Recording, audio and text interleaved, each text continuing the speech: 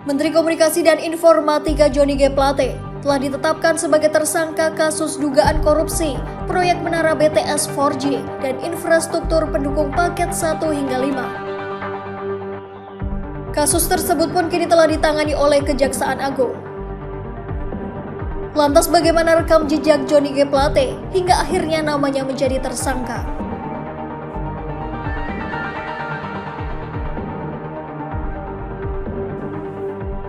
Johnny lahir di Flores, Nusa Tenggara Timur pada 10 September 1956. Setelah lulus sebagai sarjana, Johnny lantas masuk ke dunia bisnis dan berkecimpung di bisnis alat-alat perkebunan.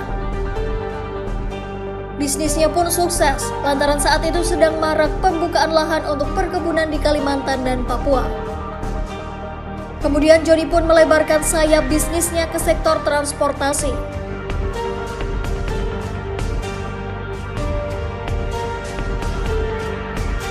Setelah lama berkecimpung di dunia bisnis, Johnny lantas melirik dunia politik.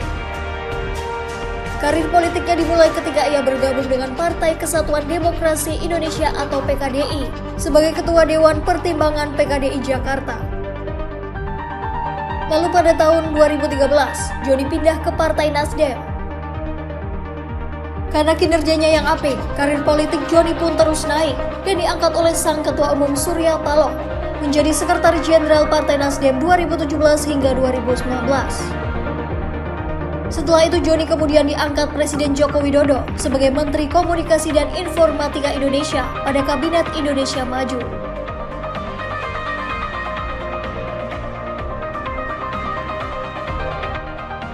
Sebelumnya, penyidik Kejaksaan Agung sempat 3 kali memeriksa Johnny G. Plate dalam kasus dugaan korupsi proyek BTS 4G. Pemeriksaan pertama sebagai saksi dilakukan pada 14 Februari 2023, sedangkan pemeriksaan kedua dilakukan pada 15 Maret 2023. Awal mula Johnny terseret dalam kasus ini terjadi setelah sang adik Gregorius Alek Plate diduga menerima sejumlah uang dan fasilitas dari anggaran bakti. Uang yang diterima Alek mencapai 534 juta rupiah.